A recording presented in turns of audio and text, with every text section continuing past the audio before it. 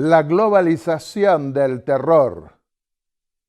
Este es el tema que nosotros vamos a considerar ahora. Habría una globalización económica, una globalización religiosa, una globalización política. Las naciones, las religiones, todos los organismos sociales buscarían la unión del mundo. Pero al mismo tiempo habría un terror que se extendería por todo el mundo. Jesús dijo en San Lucas capítulo 21, versículos 25 y 26. Habrá señales en el sol, en la luna y en las estrellas. Esto ocurrió para el comienzo del tiempo del fin, se dio mayormente en el siglo XIX. No tenemos tiempo aquí de entrar en los detalles.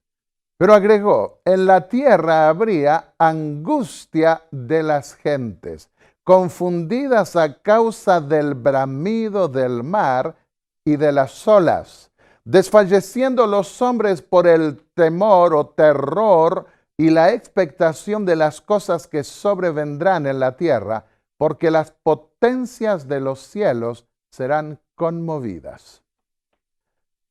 La atmósfera, el mar, la tierra, todo sería conmovido. En el año 2004, hacia el final del año, se dio un tsunami o maremoto que nunca se había dado en el conocimiento de la historia, al menos con esa intensidad.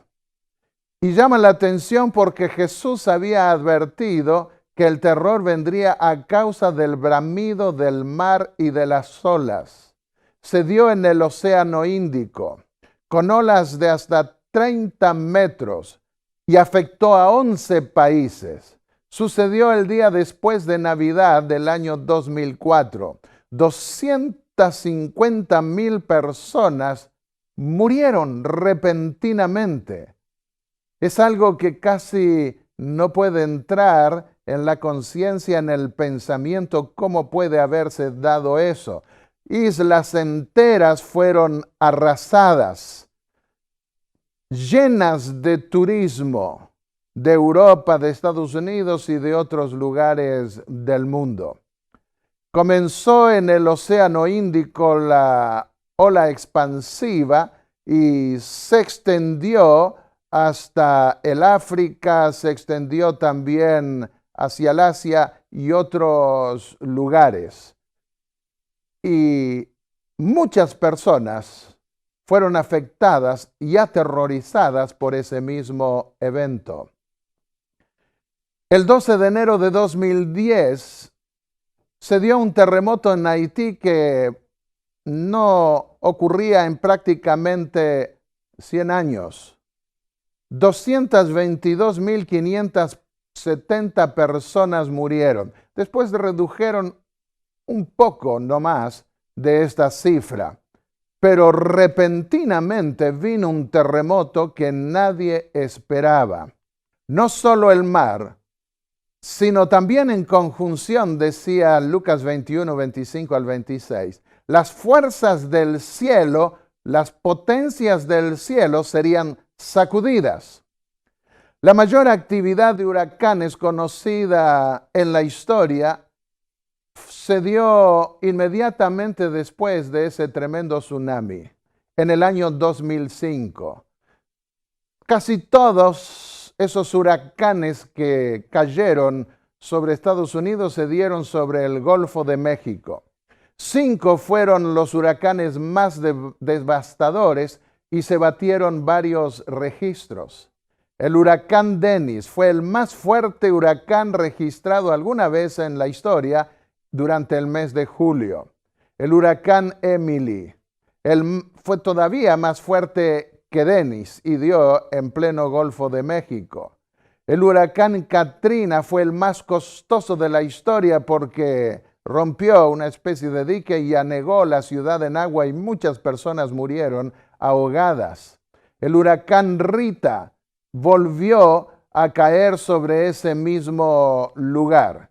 El huracán Vilma tuvo la intensidad más grande registrada en el Atlántico.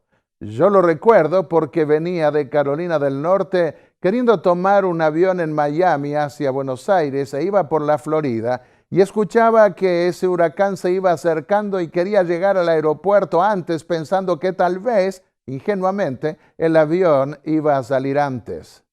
Pero apenas pude llegar, dejar el auto y me dieron autorización, viendo que tenía pasaje, para pasar la noche dentro del aeropuerto. Y había unas 25 o 30 personas, dormimos en el suelo, esperando que pasara ese vendaval tan terrible. Y árboles grandes en esas tremendas macetas que hay en Miami, después aparecían todas tiradas. Y cuando salí, porque se cerró el aeropuerto por varios días y empecé a ir hacia el norte, veía caravanas y caravanas de esos camiones grúas para tratar de conectar otra vez la electricidad porque se fue la luz por varios días en toda esa grande extensión de Miami. Bueno, esta depresión ambiental llevó a Wall Street a pensar en la dependencia climática del mercado mundial, porque afectó, por supuesto, la economía. Esos huracanes produjeron 2.280 muertos, no fueron tantos como en el tsunami producido en el Océano Índico, pero los gastos fueron de 128.000 millones de dólares. ¿Y de dónde provino tanta actividad climática devastadora? Del calentamiento global, según dijeron. Hubo una agitación del cielo y del océano. Y todo esto ligado a la contaminación de la atmósfera y del mar. Esa fue la interpretación y sigue siendo la interpretación de muchos. Y a lo largo de los años, la Tierra, el planeta, ha ido aumentando su temperatura. Han habido altibajos, de repente vienen fríos muy grandes, altibajos, pero en el promedio siempre va aumentando. Y esos altibajos se dan como el vaivén de las olas. Aquí podemos ver en esta lámina el mapa más frío de color azul en 1884 y cuanto más anaranjado se puso para el año 2006 buscando representar la temperatura.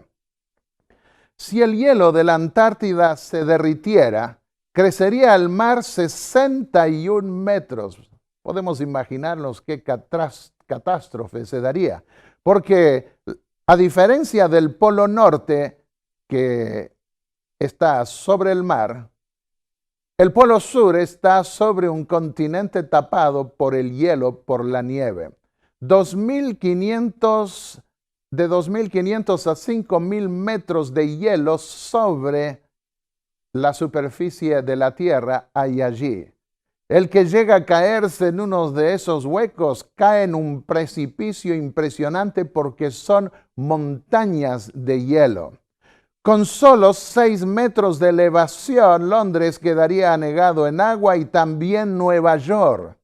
Sería una catástrofe de proporciones inimaginables. Hoy ya están advirtiendo de algunas islas donde hay habitantes que van a desaparecer. Groenlandia es un lugar donde se concentra mucho hielo, pero estuvo sufriendo una pérdida anual de entre 51 y 150 kilómetros cúbicos por año que se fueron reduciendo. Aquí podemos ver un contraste entre el año 2006 en el Polo Norte y el 2007.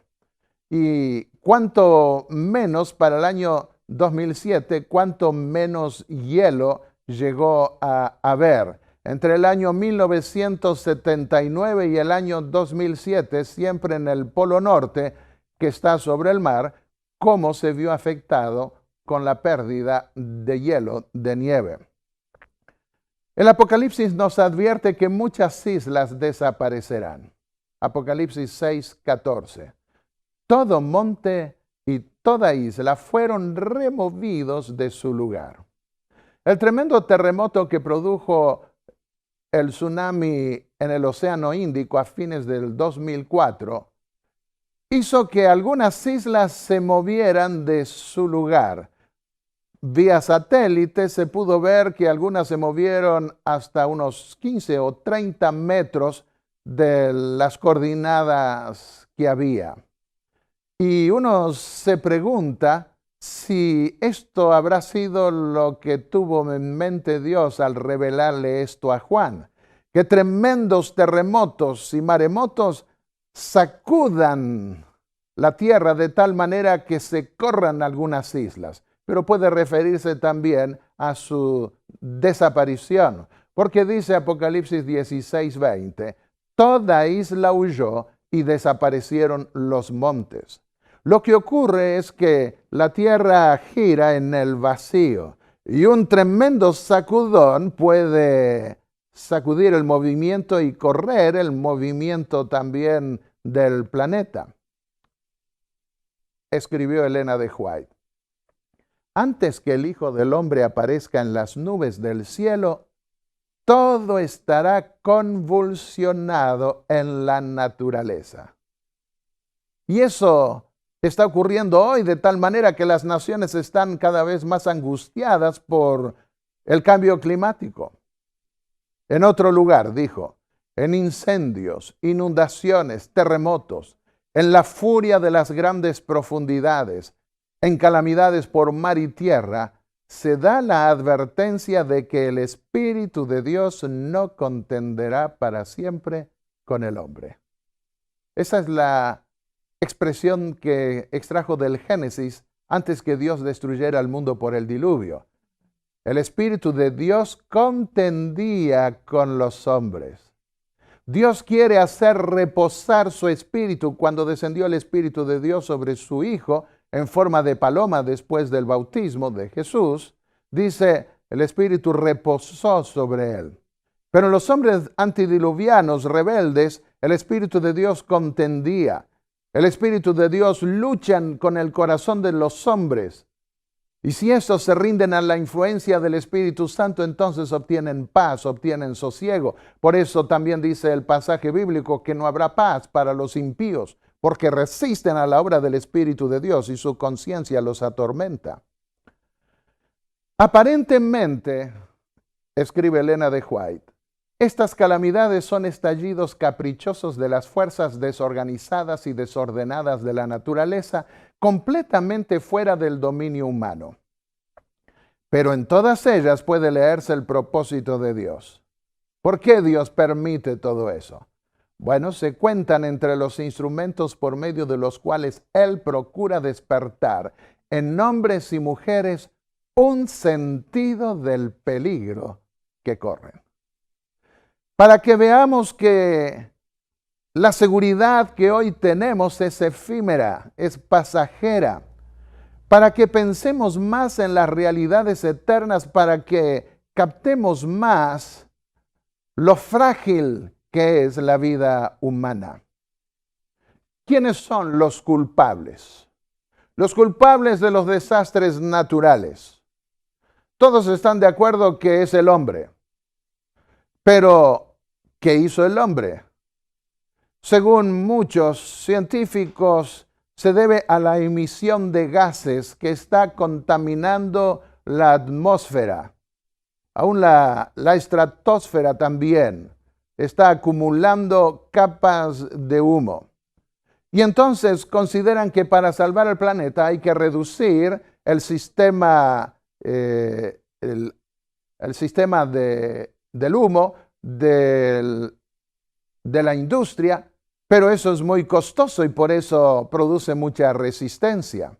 Hay naciones que no quieren cambiar su sistema económico. Es muy costoso, como dijimos. Y por eso, año tras año, en diciembre, se reúnen las naciones para tratar de ver qué medidas internacionales tomar para evitar que se siga contaminando el planeta y haciendo aumentar la temperatura con mayores desastres. La cumbre de Windsor en el año 2009 también trató de la salvación del planeta. Se dio en Gran Bretaña y tuvo que ver con la alianza o pacto de las religiones y la conservación. Las religiones comenzaron a invadir ese terreno también, a pensar que ellas tienen algo para decir. El principal movimiento de la sociedad civil en la historia sobre el cambio climático, dijo uno de los líderes de las Naciones Unidas. Y fue esa reunión en el castillo de Windsor, copatrocinada por las Naciones Unidas. Las iglesias están aunando esfuerzos, dijeron. Se reunieron cristianos, musulmanes, judíos, hinduistas, sikhistas, daoístas, dintoístas y 2 religiones asiáticas. También el Papa Benedicto XVI, en el año 2009, dijo el 10 de diciembre, en relación a esa reunión para estudiar cómo proteger al planeta, dijo lo siguiente: el bien común. Muchos creen que cuando habla del bien común, el pontífice romano está dejando sentar un principio totalitario que a la postre es excluyente. El bien común del planeta debe prevalecer sobre los intereses de todas las naciones. Ahora, la mayoría prevalece sobre las opiniones de naciones minoritarias. El 16 de diciembre de 2009 dijo: el cambio climático y las catástrofes naturales amenazan el derecho a la vida, la comida, la salud y, en última instancia, a la paz. Y se dio la cumbre de Copenhague, del 7 al 18 de diciembre de 2009. Todos manifestaron buenas intenciones, pero terminó en un fracaso porque a la hora de tomar decisiones ninguna nación prácticamente quiso comprometerse. Y se vio la necesidad de una autoridad internacional controladora. Una de las reacciones a esa reunión de las naciones en Copenhague para salvar el planeta fue la de Václav Klaus, el presidente de la República Checa. Él estuvo contra una organización internacional del medio ambiente. Y miren las palabras apocalípticas que dijo, probablemente sin saber que tenían un anticipo en Apocalipsis, el capítulo 13, los versículos 16 al 17. Dijo lo siguiente: seremos las víctimas de una ideología irracional o nueva religión, como la llegó a catalogar. Tratarán de dictarnos cómo vivir, qué hacer, cómo comportarnos, qué comer, en qué viajar. Y entonces dijo, eso no puede aceptarse. Un control de esa naturaleza coartaría las libertades individuales. Gordon Brown, el primer ministro inglés de la época, declaró: se necesita un nuevo cuerpo legal que se dedique a la mayordomía del medio ambiente, porque si hay naciones que dicen que no, ¿qué pueden hacer las demás naciones? Y entonces dijo, se necesita un cuerpo legal que se dedique a la mayordomía del medio ambiente para asegurarse de que la voluntad de la mayoría prevalezca. ¡Upa! La mayoría prevalezca. ¿Y qué va a pasar con la minoría? Tendrá que sujetarse. Nunca más debiéramos permitir, agregó, que un problema global para movernos a un futuro más verde, más contemplativo de la naturaleza, sea chantajeado por solo un manojo de países. Daley, en el diario Telegraph de Inglaterra, el 19 de diciembre de 2009, escribió un artículo titulado "No podremos escaparnos del nuevo gobierno mundial", del que he estado hablando o mencionando brevemente en otros temas. y dijo lo siguiente después del fracaso de Copenhague: la economía está basada en un mercado mundial. Y si el planeta está haciendo frente a un tipo de crisis del clima producido por el hombre, entonces ese es también un problema que trasciende las fronteras nacionales. Si nuestros problemas son universales, las soluciones deben serlo también. La economía está basada en un mercado mundial, llegó a decir, y entonces deben sacrificarse los intereses nacionalistas en favor de algo más altruista. Y en ese diario decía: esto es un totalitarismo que apesta. El totalitarismo, para los que no conocen ese término, tiene que ver con el predominio del todo, de todos, en sacrificio de los menos. Y ahora quedó el concepto: lo malo, lo estrecho, lo egoísta son los intereses nacionalistas. Lo bueno son los intereses globales, los intereses que revelan algo virtuoso. En ese diario de Telegraph, el 2 de junio de 2010, se dio una difusión de una discusión que tuvo lugar en la BBC de Londres. Y el título era La voz oficial del ecofascismo, un fascismo ambiental. Y dijeron lo siguiente: la mitigación del cambio climático implica que tenemos que cambiar nuestro concepto de la democracia. ¿Hacia dónde vamos? No es justo considerar algo como antidemocrático si tiene el consentimiento del pueblo, agregaron allí. Y se ha desarrollado en estos últimos años lo que se conoce como ética planetaria. Se han escrito libros con respecto a esto. El principio de la ética planetaria es: ¿nos salvamos todos o no se salva nadie? No se salvará un pequeño grupo de personas aquí o allí. Todos debemos salvarnos, y si no, no se salva nadie.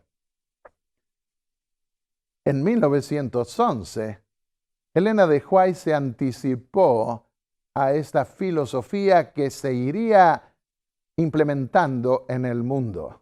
Miren ustedes cómo lo expresó en el libro El conflicto de los siglos, página 673. Se demandará con insistencia que no se tolere a los pocos que se oponen a una institución de la Iglesia y a una ley del Estado, pues vale más que esos pocos sufran y no que naciones enteras sean precipitadas a la confusión y anarquía. El sacrificio de las minorías en favor de las mayorías. Bueno, para Elena de White, ¿quién es el culpable de todo este cuadro desestabilizador de la naturaleza? Ella escribió: Satanás tiene estudiados los secretos de los laboratorios de la naturaleza y emplea todo su poder para dirigir los elementos en cuanto Dios se lo permita. La culpa la tiene Satanás, sí, pero cuando el hombre actúa de una manera tal que lo lleva a Dios a retirar su espíritu y a dar más libertad al príncipe del mal para causar desastres en la naturaleza divina. Luego dice: ejerce el diablo su poder en las desgracias y calamidades de mar y tierra, en las grandes conflagraciones, en los tremendos huracanes, en los ciclones, en las mareas extraordinarias y en los terremotos. Destruye las mieses casi maduras y a ellos siguen la hambruna y la angustia. Propaga por el aire emanaciones maléficas o mefíticas y miles de seres perecen en la pestilencia. Estas plagas irán menudeando más y se harán más y más desastrosas. Y las pestes, a pesar de las vacunas y de tantas otras cosas, no se detienen, siguen su marcha. Por un tiempo parece haber control, pero de repente se desatan. Eso está en la página 647 del libro El conflicto de los siglos. Pero ¿qué dijo el apóstol Pablo hace 2000 años atrás? Romanos 8, versículos 20 y 22. La creación, dijo, está sometida a frustración, no por su propia voluntad. La culpa no la tiene la naturaleza, sino los mayordomos que Dios puso y que alteraron las leyes divinas. No por su propia voluntad está sometida a prostración, sino a causa del hombre, a causa del que la sometió a una esclavitud de corrupción. Porque sabemos que toda la creación gime a una, y a una sufre dolores de parto. Antes del apóstol Pablo, unos 700 años antes de Cristo, el profeta Isaías, en ese pequeño Apocalipsis de Isaías, como llaman los teólogos que van del capítulo 24 al 27, comenzó hablando del estado final del mundo. La tierra se pone de luto y se marchita. Desfallece la gente encumbrada de la tierra. La tierra también es profanada bajo sus habitantes, porque traspasaron la ley, cambiaron el estatuto, quebrantaron el pacto eterno. Acá vemos nosotros una causa moral y espiritual. Quebrantaron la ley de Dios, quebrantaron el pacto que Dios ha hecho con la naturaleza y con los seres humanos. Pero miren lo que sigue diciendo Elena de White. Después del trastorno que iba a causar el cambio climático. Está en la página 647 y 648 del libro El conflicto de los siglos. Dijo, luego el gran engañador persuadirá a los hombres de que son los que sirven a Dios los que causan esos males. La parte de la humanidad que haya provocado el desagrado de Dios lo cargará a la cuenta de aquellos cuya obediencia a los mandamientos divinos es una reconvención perpetua para los transgresores. Se declarará que las calamidades no concluirán hasta que la observancia del domingo no sea estrictamente obligatoria, y que los que proclaman la vigencia del cuarto mandamiento, haciendo con ello que se pierda respeto al domingo y rechazando el favor divino, turban al pueblo y alejan la prosperidad material.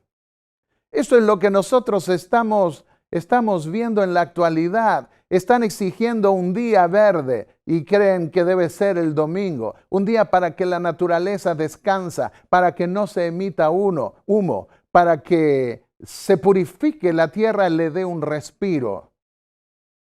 Considerando que es el abuso del hombre el que causa todos estos males. Pero luego, cuando se vea que eso tampoco va a cambiar, entonces querrán hacerlo pasar a la cuenta de aquellos que advierten de la violación del creador de este mundo, del día del creador de este mundo. El bramido del mar del que habló Jesús. La gente se llenaría de terror a causa del bramido del mar. Vimos una proyección literal, porque eso es lo que estamos contemplando en la actualidad, pero también puede ser el mar un símbolo de grandes imperios o naciones en lucha por el poder, que reflejan pasiones, guerras entre los seres humanos. Por ejemplo, en el capítulo 7 de Daniel se muestran los imperios que surgen del mar, y no un mar pacífico, tranquilo, calmo, porque dice el versículo 2, los cuatro vientos del cielo combatían en el gran mar. Apocalipsis 17:15. Las aguas que has visto, donde la ramera se sienta, son pueblos, multitudes, naciones e idiomas.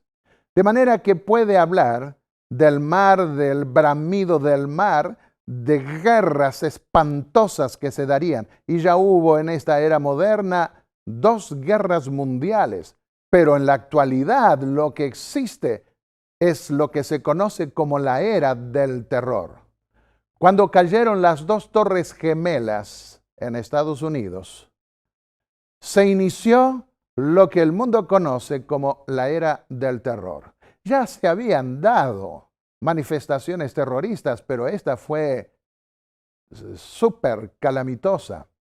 costó 80.000 millones de dólares al mundo, 80 billones en el lenguaje inglés, y 500.000 millones solamente a los Estados Unidos.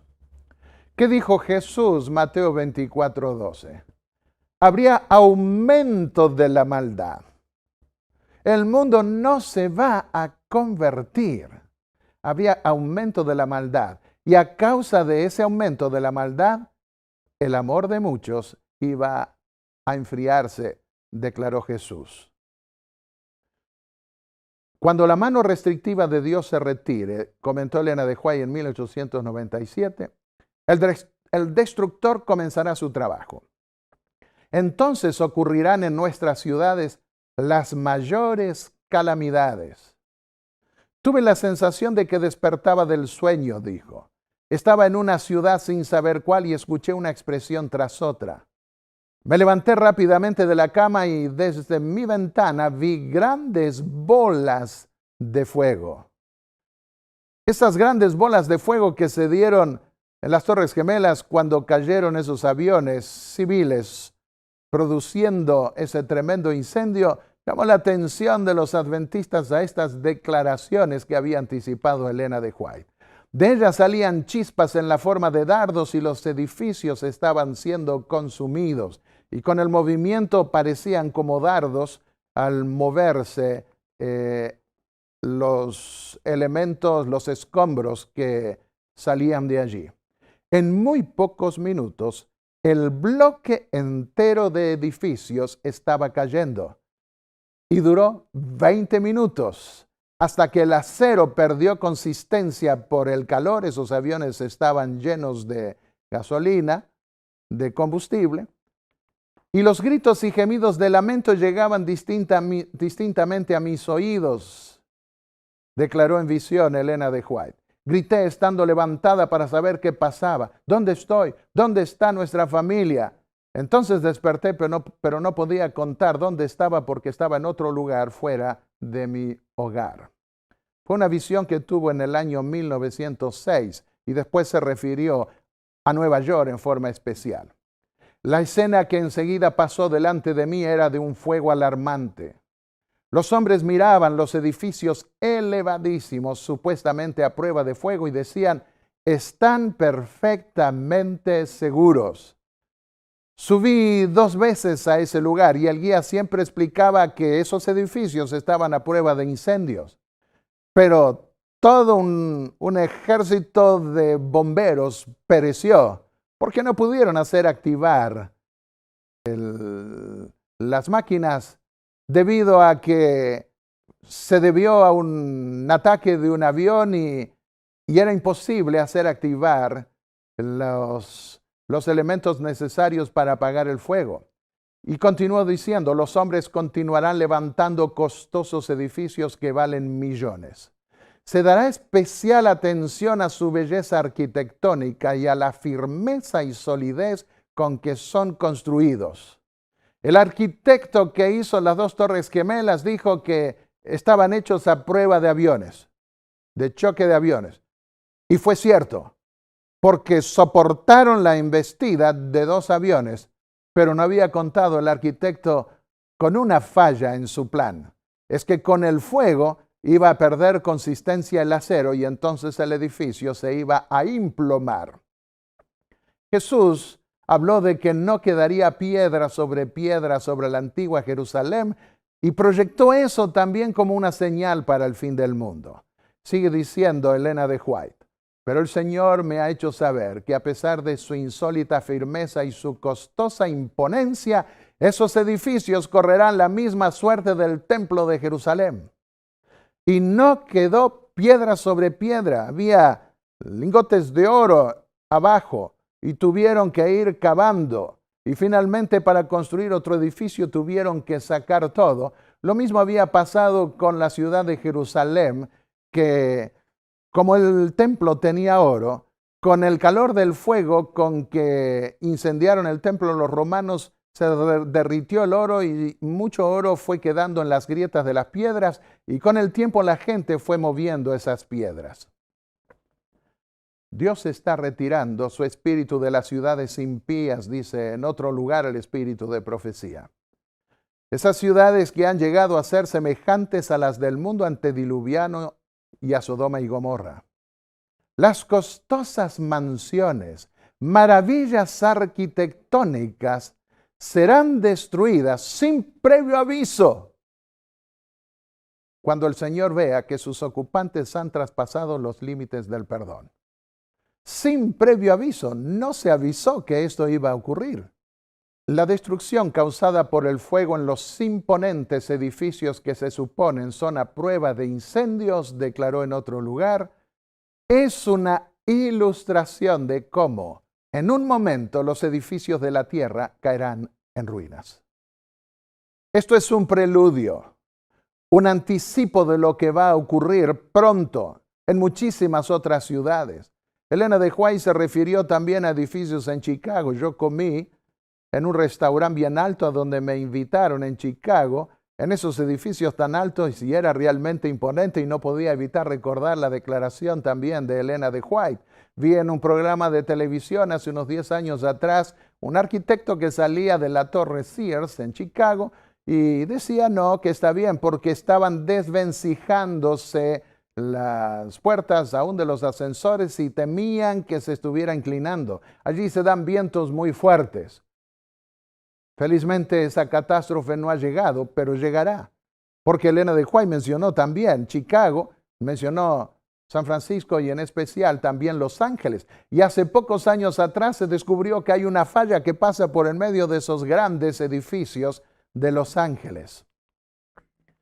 He visto las más costosas estructuras de edificios construidos supuestamente a prueba de fuego. Pero así como Sodoma pereció en las llamas de la venganza divina, así estas orgullosas estructuras se convertirán en ceniza, declaró. Los deleitables monumentos de la grandeza de los hombres se harán polvo, aun antes que venga la última gran destrucción del mundo, declaró Elena de White. Y miren lo que dijo el diario El Clarín de Buenos Aires el 17 de octubre. El ícono máximo del capitalismo mundial reducido a polvo. Usó hasta la figura de Elena de White sin conocerla. El 11 de septiembre de 2001. Pero estos edificios eran consumidos como si estuvieran hechos de resina, anticipó ella. Las bombas de agua no podían hacer nada para detener la destrucción. Murieron todos los bomberos. Los bomberos eran incapaces de hacerla funcionar, según lo anticipó en el año 1909. Y ahora miren la advertencia. Se me ha instruido en el sentido de que cuando venga el tiempo del Señor, si no ha ocurrido un cambio en los corazones de los hombres orgullosos y de los ambiciosos seres humanos, hallarán que la mano que ha sido poderosa para salvar será poderosa para destruir. Ningún poder terrenal es capaz de detener la mano de Dios. Ningún material puede ser usado en la erección de edificios que los preserve de la destrucción cuando llegue el tiempo señalado por Dios para mandar retribución a los hombres por su insolencia y el descuido de su ley. Siempre algo les falla a los arquitectos. Quieren tener todo en cuenta, pero siempre hay puntos débiles en todo lo que hacen los hombres. God protects America. Dios protege a América, dicen la moneda de $1. Y eso siempre ha sonado en Estados Unidos porque el terrorismo pasaba en otros países del mundo. Las guerras se daban en otros países del mundo. Pero desde la guerra de secesión a mediados del siglo XIX, nunca hubo guerras dentro de Estados Unidos. Y ahora muchos se preguntaban, ¿dónde estuvo Dios? ¿Protege a América o no? Pero 100,000 homosexuales desfilaban por las calles de Nueva York cada año y lo siguen haciendo. Más personas mueren por año víctimas del cigarrillo que las que murieron víctimas del terrorismo musulmán. La incredulidad, la pornografía, los vicios eran una característica de la capital del comercio mundial. Puede pretenderse que Dios ponga su bendición, su mano de bendición sobre la corrupción tan generalizada que hay.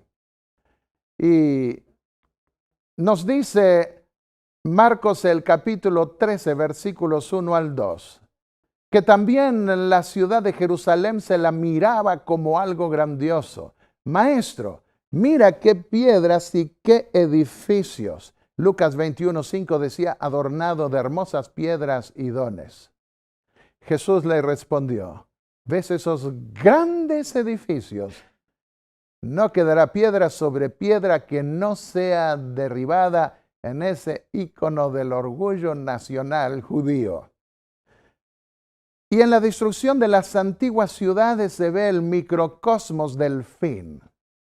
Cuando los mismos aspectos que se dieron, la condición de la gente en los días anteriores a la destrucción de esas ciudades, se dieran en el mundo entero, entonces sabríamos que estaríamos en el macrocosmos del fin. Los ataques suicidas. Otra vez, otro medio de causar terror. Hasta hacen volar a niños. Les ponen allí para que ellos, cuando están en el lugar álgido, puedan soltar la mano y vuelan ellos con muchas gentes. Y a veces desde la distancia, temiendo que esos niños no se atrevan a hacer eso, les pegan un balazo y al caer muertos se les abre la mano sola y producen esa explosión.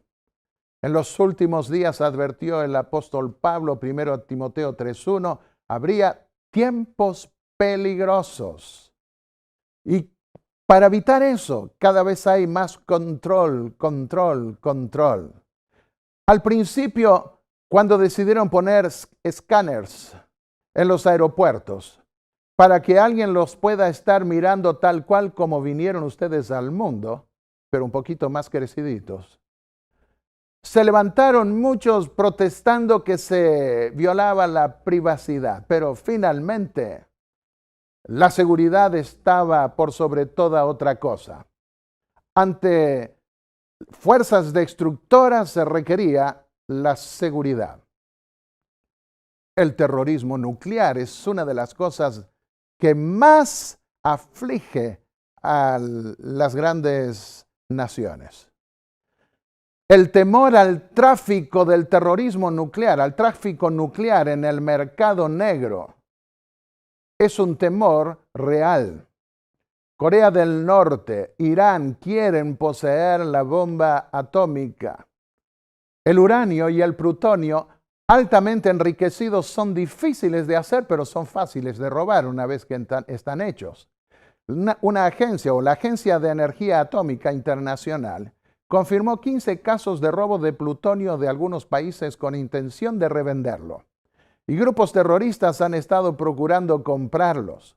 En 2001, Osama Bin Laden y Ayman al-Zawahiri se reunieron con 2 científicos nucleares pakistaníes jubilados.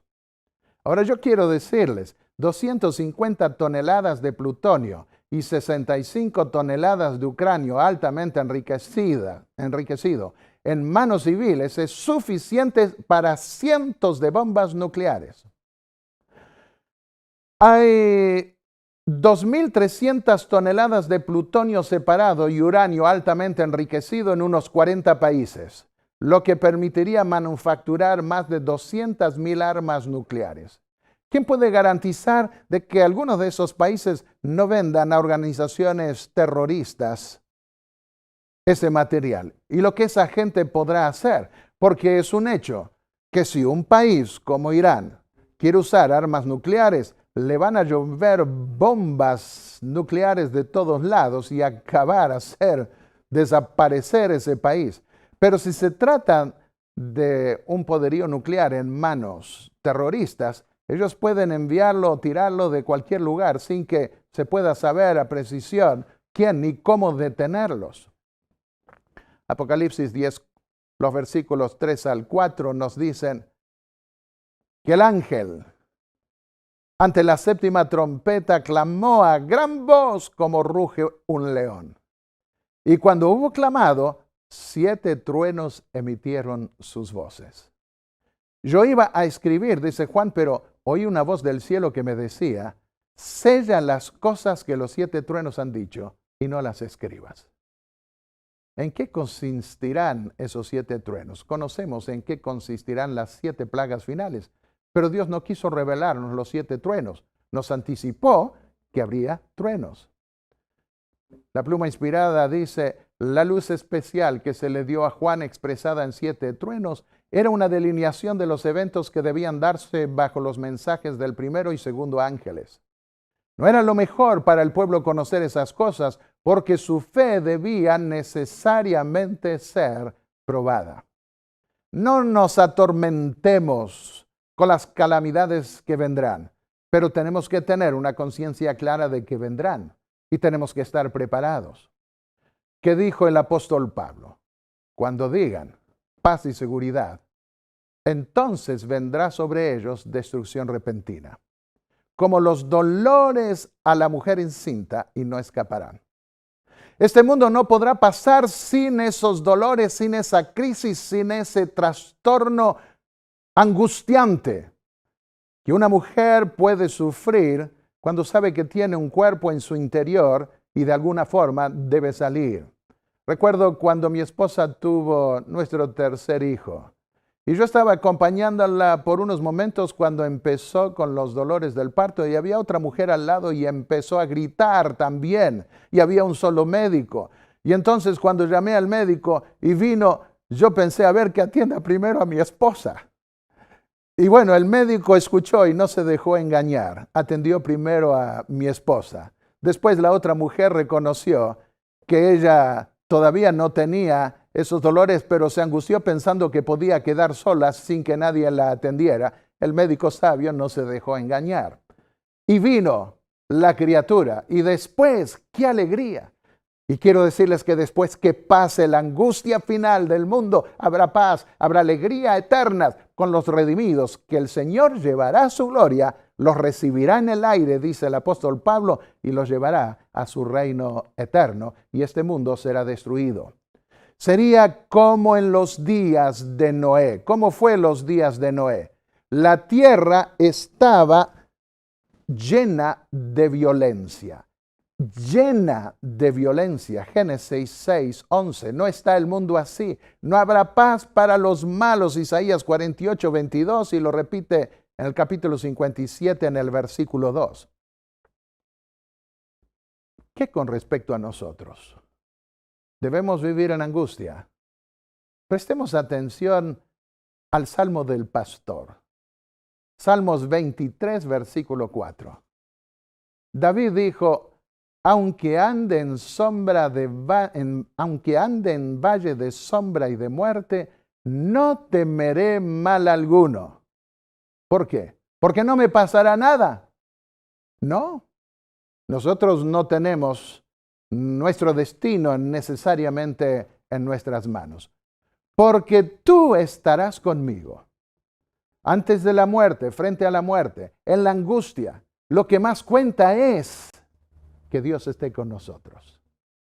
Por eso tenemos que aprender a tener comunión, a tener paz con Dios hoy. Y eso tú, mi querido amigo y amiga, puedes obtenerlo hoy si lo deseas.